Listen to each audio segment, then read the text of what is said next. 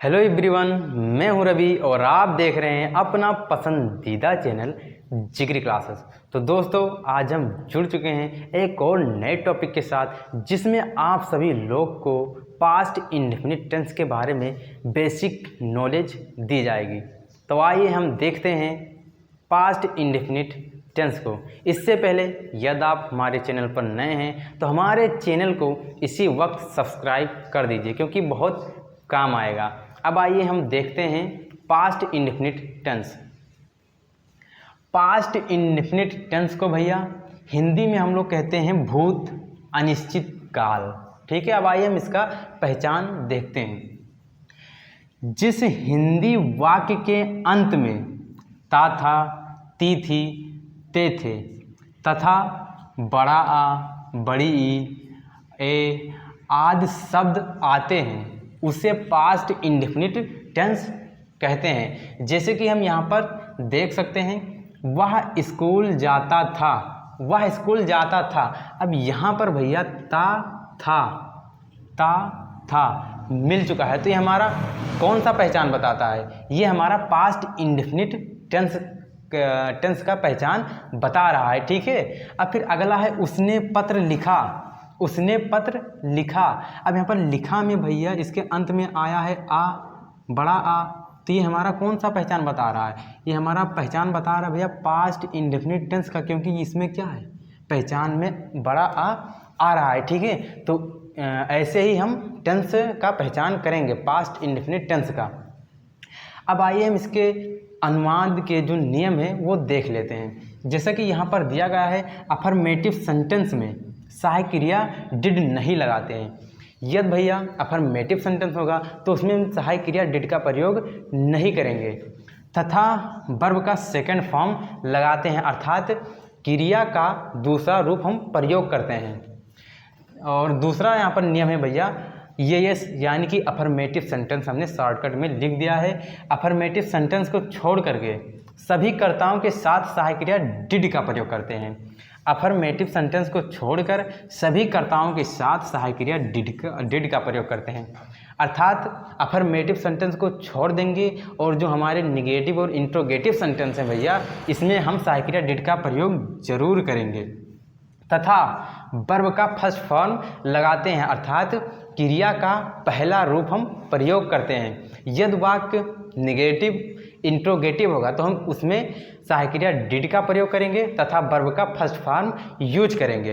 यदि वाक्य अफर्मेटिव होगा तो उसमें हम सहायक क्रिया डिड का प्रयोग नहीं करेंगे। ये हमारा पहला नियम बताता है और उसमें हम वर्ब का सेकंड फॉर्म लगाएंगे। ठीक है, इसे आप लोग को अच्छे से याद होना चाहिए, ये हमारा जो है बेसिक पॉइंट है। अब आइए हम देखते हैं अफर्मेटिव सेंटेंस। अफर्मेटिव सेंटेंस जिसे हम हिंदी में कहते हैं सकारात्मक वाक्य। इसका हम फार्मूला यहाँ पर देख लेते हैं। जिससे पहले रहेगा सब्जेक्ट, वर्ब का सेकंड फॉर्म प्लस में ऑब्जेक्ट या कॉम्प्लीमेंट। ऑब्जेक्ट को हम कॉम्प्लीमेंट भी कहते हैं, इसे हिंदी में कहते हैं पूरक शब्द। अब यहाँ पर जैसे दिया गया है, मैंने उसे एक पेंसिल दी, मैंने उसे एक पेंसिल दी। हम पहले टेंस का पहचान करेंगे, कौन सा टेंस आखिर ये है। तो मैंने उसे एक पेंसिल दी। अब यहाँ पर दी में आया है भैया बड़ी ई, दी में आया है बड़ी ई, तो इससे हमारा क्या पता चलता है, यहाँ पर बड़ी ई है, इससे हमारा यह पता चलता है कि ये पास्ट इंडेफिनिट टेंस का पहचान बता रहा है। अब आइए हम इस फार्मूला के अनुसार इसे ट्रांसलेट करते हैं। जैसे मैंने है, मैंने हमारा सब्जेक्ट है तो यहाँ पर लिखेंगे आई। अब इसके बाद वर्ब का सेकंड फॉर्म है, तो वर्ब है भैया देना, देना एक कार्य हो रहा है तो यहाँ पर ही हमारा क्या हो जाएगा, वर्ब हो जाएगा, तो हो जाएगा आई। अब वर्ब का सेकंड फॉर्म, अब गिव माने देना होता है और गिव का भैया सेकंड फॉर्म गेव होता है, तो यहाँ पर हो जाएगा आई गेव, आई गेव। अब क्या है, आई गेव, अब है एक पेंसिल तो हो जाएगा आई गेव। अब फिर हिम, ये भैया उसे है, ये तुरंत मतलब वर्ब के पश्चात तुरंत रहेगा, तो हो जाएगा I gave him, I gave him ये पेंसिल, आई गेव हिम ये पेंसिल, आई गेव हिम ये पेंसिल। अब आइए हम दूसरा देखते हैं। सोहन कल साइकिल से बाजार में जाता था। अब ता था किसका पहचान बता रहा है, पास्ट इंडेफिनिट टेंस का, क्योंकि यहाँ पर ता था मौजूद है पहचान में। अब आइए हम देखते हैं सब्जेक्ट हमारा है सोहन, तो पहले हो जाएगा सोहन। अब क्या है भैया, इसमें हम वर्ब का सेकेंड फॉर्म यूज करेंगे, तो गो माने जाना, तो यहाँ पर हो जाएगा वेंट, इसका सेकेंड फॉर्म तो हो जाएगा सोहन वेंट, सोहन वेंट। अब कहाँ पर जा रहा है भैया, बाजार में, तो हो जाएगा went to the market, to the market, to the market. अब क्या है भैया, साइकिल से। अब यहाँ पर से का मीनिंग लगेगा बाई, क्योंकि यहाँ पर यात्रा की बात की जा रही है, और जहाँ पर यात्रा की बात होगी वहाँ पर हम बाई का प्रयोग करेंगे, तो हो जाएगा by, bicycle, by, by, bicycle, bicycle. क्या हो जाएगा, Sohan went to the market by bicycle. अब क्या है, कल, तो हो जाएगा एस्टरडे।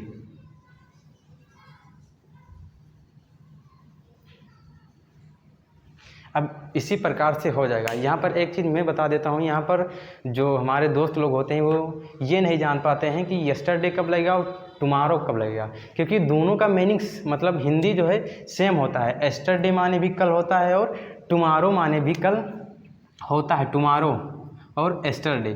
तो टुमारो ये भैया फ्यूचर टेंस में लगता है और ये पास्ट टेंस में लगता है, ठीक है, इसे याद रखना। अब आइए हम अपना देखते हैं भैया निगेटिव सेंटेंस को।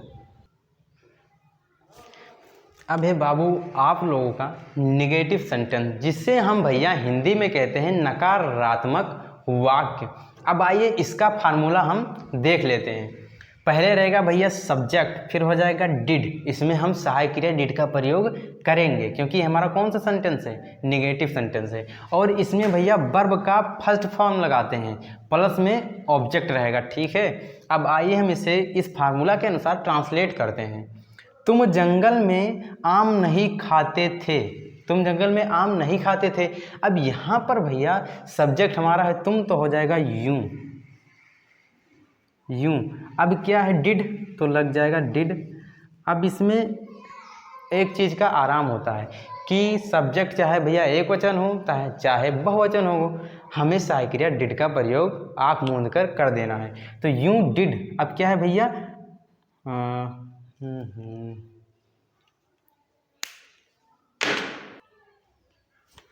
अब आइए भैया हम देखते हैं निगेटिव सेंटेंस, जिसे हिंदी में कहते हैं नकारात्मक वाक्य।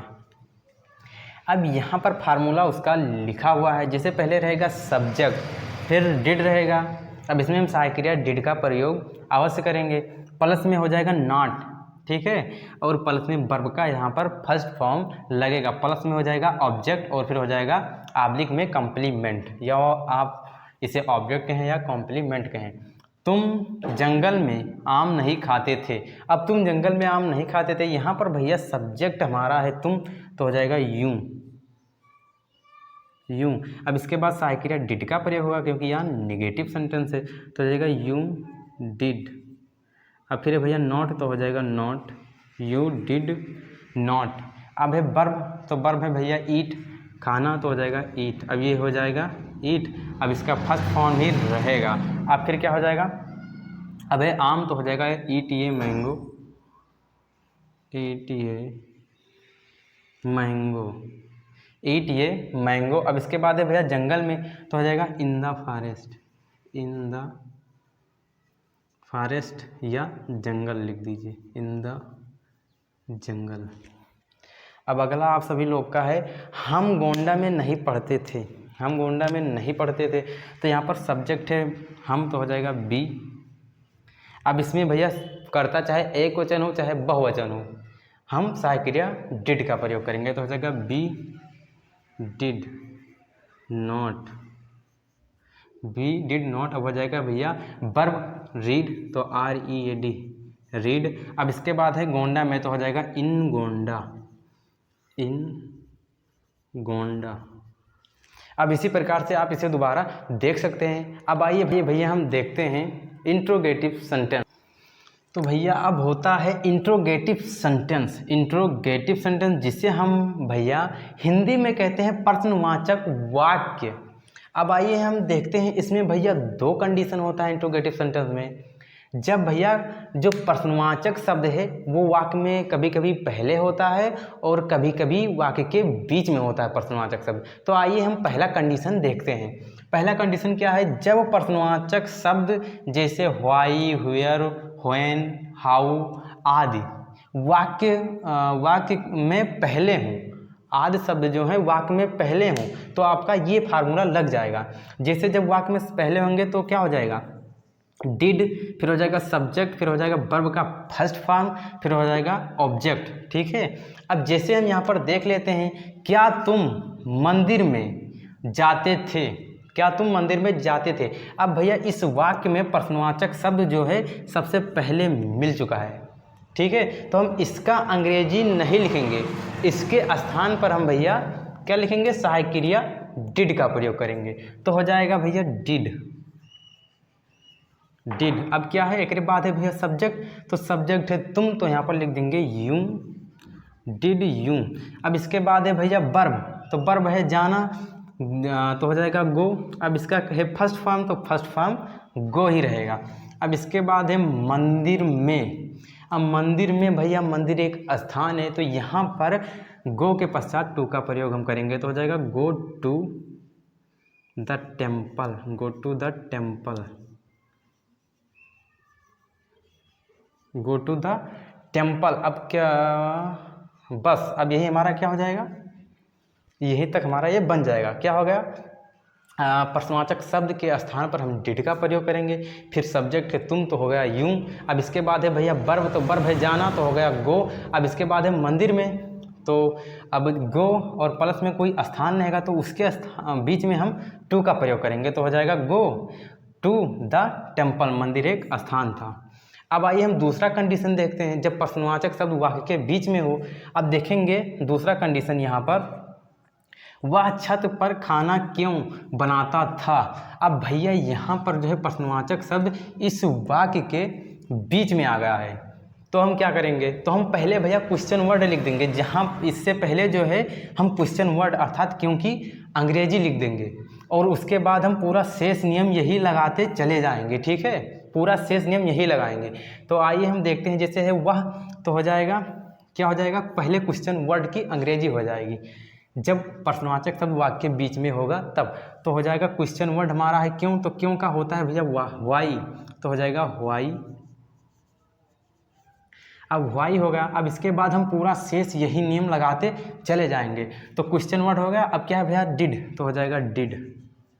अब इसके बाद है भैया सब्जेक्ट, तो सब्जेक्ट है क्या वह, तो हो जाएगा ही। अब इसके बाद है वर्ब, तो वर्ब है भैया खाना बनाना, तो हो जाएगा कुक, कुक। क्या हो जाएगा कुक। अब फिर क्या हो जाएगा भैया छत पर, तो हो जाएगा on the roof, on the roof. और फिर अंतिम में क्वेश्चन मार्क हो जाएगा। तो इसी प्रकार से हम इस वाक्य को ट्रांसलेट कर सकते हैं। जब प्रश्नवाचक शब्द वाक्य में पहले होगा तो हम ये नियम लगाएंगे, और जब प्रश्नवाचक शब्द वाक्य के बीच में होगा तो हम इससे पहले क्या लिख देंगे, क्वेश्चन वर्ड, क्वेश्चन वर्ड, और शेष जो है यही नियम लगाते चले जाएंगे। तो मैं आशा करता हूँ ये क्लास आपको बहुत पसंद आया होगा। यदि पसंद आया है तो हमारे चैनल को इसी वक्त सब्सक्राइब जरूर कर दीजिए, क्योंकि ऐसे जो मोस्ट बेसिक इम्पॉर्टेंट जो फैक्ट होते हैं वो हमारे चैनल पर रोज़ाना प्रस्तुत कराए जाते हैं। ठीक है, तब तक के लिए भैया जय हिंद, जय भारत, वंदे मातरम।